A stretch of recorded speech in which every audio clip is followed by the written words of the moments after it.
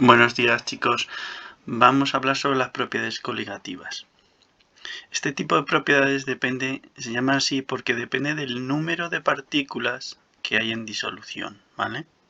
Vamos a emplear el concepto de disolvente y soluto, ¿vale? O sea que tenéis que tener claro que el disolvente es el componente mayoritario de la disolución y el soluto es el componente minoritario de la disolución.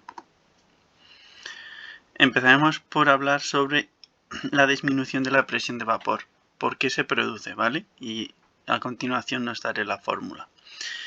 Si os fijáis en el dibujo, la presión de vapor es la presión que ejercen las partículas del disolvente que pasan a estado gaseoso. Cuando se está puro, el líquido, cuando estamos hablando del disolvente puro, digamos que la superficie de la que escapan las partículas, todas son moléculas o partículas de disolvente. Pero cuando se forma una disolución, esa superficie, parte de esas van a ser de soluto, con lo cual eso implica que hay menos moléculas, menos partículas de disolvente en la superficie y por tanto hay una menor probabilidad de que pase. Esto tiene como consecuencia la disminución de la presión de vapor. ¿Cómo se calcularía la presión de vapor? Bueno, pues esto lo calculó un señor que se llama apellidado Raoult, ¿vale?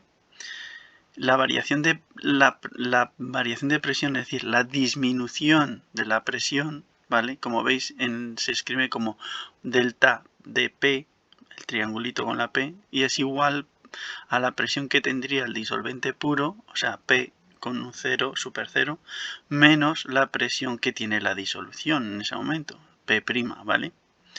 Y ese valor, esa disminución exactamente es igual a la fracción molar de soluto, que si no lo sabéis es el cociente entre los moles de soluto partido los moles de la disolución, ¿vale? Pues la fracción molar de soluto por la presión de vapor del disolvente puro, ¿vale? Es así de sencillo.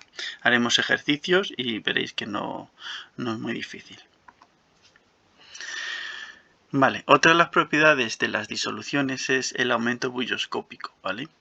Esto es lo que se emplea precisamente para evitar que se congele el agua en las aceras o en las carreteras cuando llega el invierno. Se les echa sal para formar una disolución de manera que la temperatura... Bueno, eso es la temperatura de congelación, pero el hecho es el mismo, ¿vale?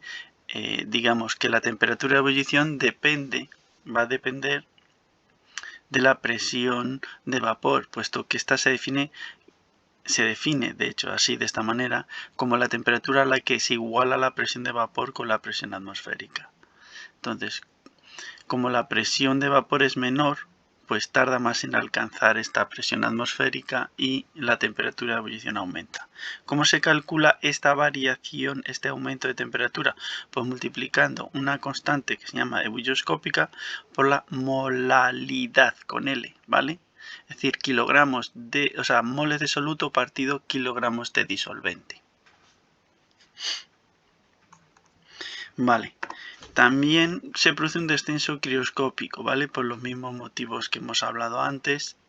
Digamos que la disolución, debido a la presencia del disolvente, le cuesta más formar los cristales y necesita emplear mayor energía. Eso implica que la temperatura disminuye más. ¿A qué es igual esta variación? Pues sencillamente una constante que se llama crioscópica por la molalidad, de nuevo, con L. Y por último vamos a hablar de la presión osmótica, que de esto los que hayáis estudiado biología os sonará. La ósmosis es un proceso por el cual se produce la difusión de líquidos a través de membranas semipermeables con el objeto de que la concentración a ambos lados de la membrana sea la misma, ¿vale? Esto genera una presión, ¿vale?, que se calcula con la fórmula que viene ahí. Es igual a la molaridad, esta vez con R, es decir, moles de soluto partido litros de disolución, ¿vale? La molaridad por la constante R de los gases y por la temperatura. Bueno, haremos ejercicios sobre todo esto, ¿vale, chicos? Hasta luego.